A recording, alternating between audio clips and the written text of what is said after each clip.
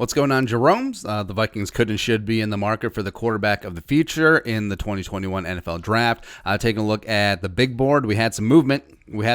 After games went down. Thanksgiving weekend, rivalry weekend for a lot of schools. So let's see how they stacked up. At numero uno, Trevor Lawrence, number 3, Clemson, getting a win big time at home, 52-17 versus Pitt. Trevor Lawrence, first action in over a month. 26 of 37, 403 yards, 2 touchdowns, 85.3 QBR. This game wasn't really close at all, but Pitt was chippy, man. Like, they were fully, it's almost like they didn't get pumpkin pie at Thanksgiving dinner because they were pissed off. They took some pretty big shots on Trevor Lawrence, but you like to see how he responded. He was able to stand up to the punishment. I mean, Pitt's got some players too, man, but Clemson was able to carry the day. Also, Travis Etienne. So I know that Edwards-Helaire was the first running back taken at the back end of the draft last year at 32, but Etienne, if he works his way into the teens, I wouldn't be shocked. I mean, dude has a lot of talent. Frankly, it could have came out last year too, but it's whatever. Next week, they're at Virginia Tech in Blacksburg. Number 2, Justin Fields. Number 4, Ohio State. At Illinois game was canceled. Would have been a bloodbath anyway. Number 3, Zach Wilson. Number 8, BYU. They're on bye. Now, they don't have a game again until December 12th where they host San Diego State University. And this may... we talked about Wilson's schedule. It potentially could work against him, a la Trey Lance, where you question the caliber of competition. But if BYU is able to get into a big-time bowl game and he shows well against a Power 5 team, I think that's going to do massive amounts of good work for his stock. Number 4, Kyle Trask, up 1 spot. So he surpassed Trey Lance. No pants for Trey Lance, unfortunately. But number 6, Florida, big-time win, 34-10 versus Kentucky. Only 3 touchdowns this time, though. What is this? I feel like we're getting ripped off by Kyle Trask. 21-27, 256, 3 tutties, as well as 89.5 QBR. I think that he is the Heisman frontrunner. I think him and Mac Jones are neck and neck. I think Lawrence is potentially out of it because of missed games. I think Fields may be out of it because of a couple of missed games. Also, against Indiana, they got the win, except he didn't look great.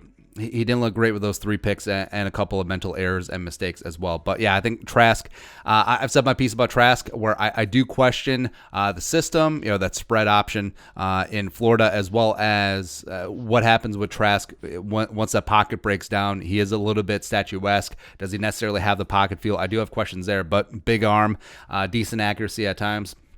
Trask is looking good. I think that Trask and Mac Jones are going to be at the top of the second round conversation. I still think that Trey Lance makes it into the first round because I think there's enough athletic upside, intrigue, as well as Trey Lance's arm is a little bit more accurate and liver than Kyle Trask, even though Trask definitely got the boom switch, man. 5, Trey Lance is down 1 spot, no fault of his own. Number 6, Mac Jones. Number 1, Bama Roll Tide, 42-10 versus 22 Auburn. Now, Gus Malzahn has never won at Tuscaloosa or at Georgia.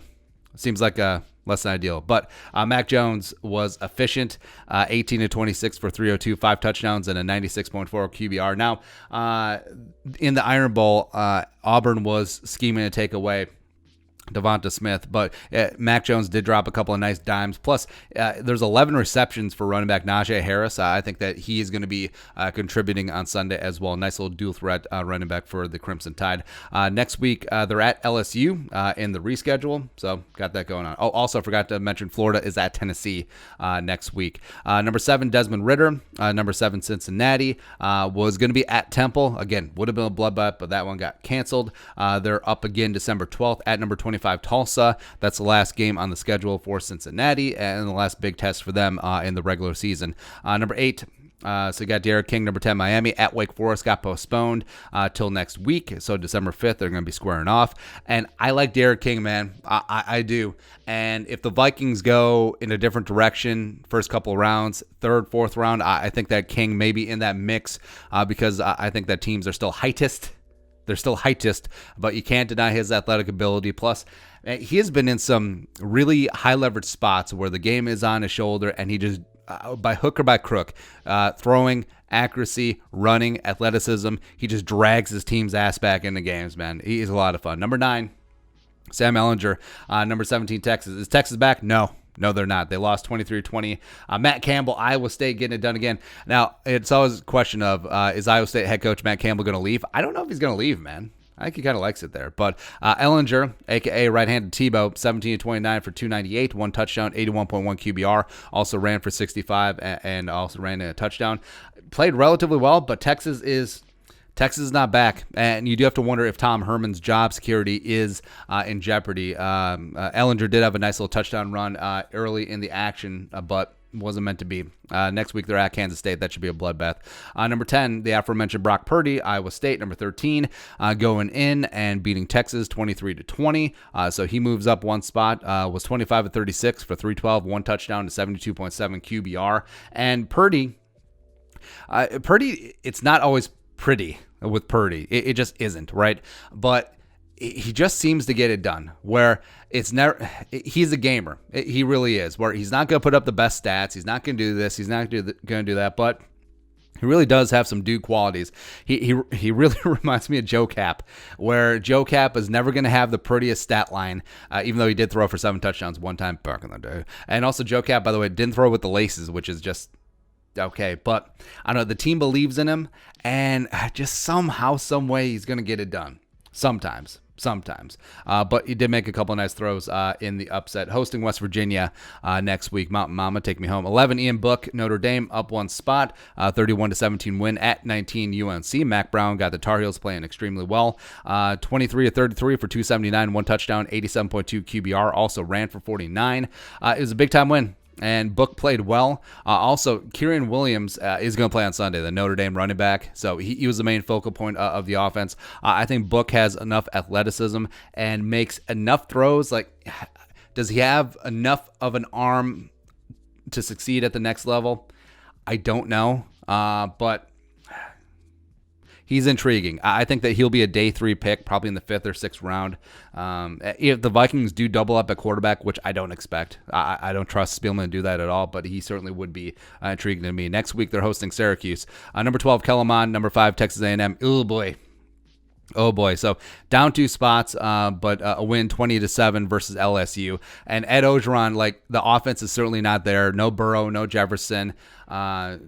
Chase is whatever, and yeah, they're struggling. They're struggling to get things going, but they can still play some defense. They uglied up this game.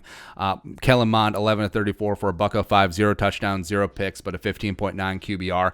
Now Mond hadn't played in a couple weeks because Texas A&M kept getting games canceled and postponed. So is what it is. I think every guy's entitled to a down game. I still like Kellen Mond as an intriguing 4th or 5th round prospect, but yeah, just a really not great week. But he's at Auburn next week, number 22. Well, they'll be dropping the rankings.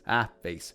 Also, Jamie Newman obviously opted out, so DNP. Number 14, Tanner Morgan, Minnesota, just hanging on in the top 14. The game against Wisconsin got canceled. Next week, they're hosting number 8, Northwestern, so a big-time chance for Morgan to redeem his draft stock, although I think he could see the pride of Kentucky returning to Minneapolis for one more season. But that's it. That's a look at the Vikings quarterback big board to head into week 13. Or it's always so confusing. So head into week 13 of the NFL season, but it's week 13 of the college football season. It's whatever. Yeah. But let us know your thoughts in the comment section below. Subscribe for daily Vikings takes. Want to support that work? Pull some of the Venmo. But until next time, Skol, production value.